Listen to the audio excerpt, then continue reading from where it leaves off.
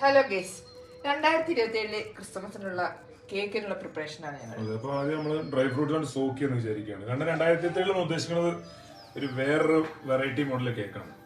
അപ്പൊ അതിന്റെ ഒരു പരീക്ഷാടിസ്ഥാനത്തിൽ നമ്മൾ പരിപാടിയാണ്. അപ്പൊ ആദ്യം നമ്മൾ ഡ്രൈ ഫ്രൂട്ട്സ് ഒന്ന് സോക്ക് ചെയ്ത് നോക്കാൻ വിചാരിച്ചു. എന്തിനാ സോക്ക് ചെയ്യുന്നത്? നമ്മൾ ഇപ്രാവശ്യം റമ്മല്ല, നമ്മള് സുലാ വൈനിലാണ് നമ്മൾ സോക്ക് ചെയ്യുന്നത്. അപ്പൊ നമ്മള് ഇപ്രാവശ്യം സോക്ക് ചെയ്യാൻ എടുത്തേക്കുന്ന ഡ്രൈ ഫ്രൂട്ട്സ് ഇത്രയാണുള്ളത്. അപ്പൊ എന്നാ കട്ട് ചെയ്തോട്ടെ വേഗം. ആയിക്കോട്ടെ. ശരി, എന്നാ കട്ട് ചെയ്യും.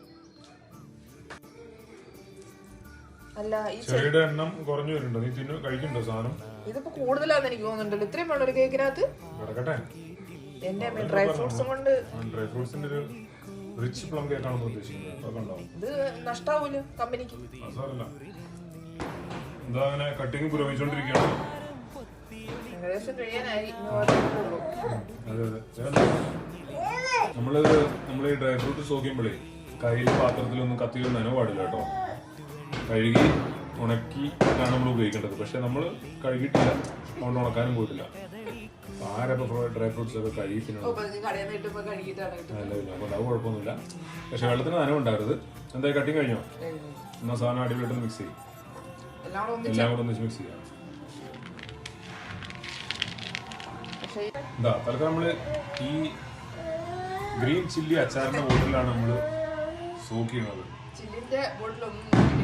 അതെ, ചില്ലിന്റെ ബോട്ടിൽ ഇല്ലാഞ്ഞോണ്ട് തൽക്കാലം ദാരിദ്ര്യം ആണ്. അതുകൊണ്ട് നമ്മൾ ഇതിലാണ് സോക്ക് ചെയ്യുന്നത്. കഴുകി ഉണക്കിയിട്ടുണ്ട്, അതുകൊണ്ട് എരിവ് ഉണ്ടാവില്ലെന്ന് പ്രതീക്ഷിക്കാം. അതിലേക്ക് മിക്സ് ചെയ്തോളൂ.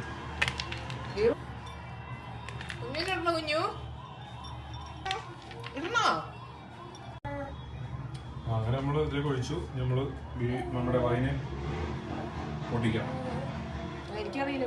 വൈൻ പൊട്ടിക്കാൻ അറിയത്തില്ലേ? അത് തിരിച്ചാൽ ഇത് പൊട്ടിക്കോളും.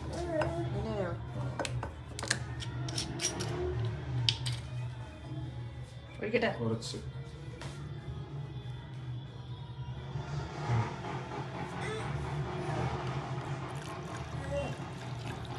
അതിനൊപ്പം നിന്നാ നോക്കിട്ടോ. മേലെ ജസ്റ്റ് കവർ ചെയ്ത് നിൽക്കാം. മതി, നോക്കട്ടെ.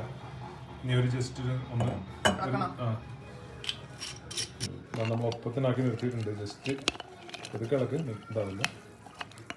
ഇളക്കല്ല, ജസ്റ്റ് ഒന്ന് ഉള്ളിലേക്ക് ഇതാക്കി കൊടുത്താൽ മതി. ഇളക്കണ്ട, ജസ്റ്റ് ഹോൾ ഉണ്ടാക്കി കൊടുത്താൽ മതി. ഓക്കെ, അങ്ങനെ നമ്മൾ ഇതിനകത്ത് അതിനൊഴിച്ച് കഴിഞ്ഞിരിക്കുകയാണ്.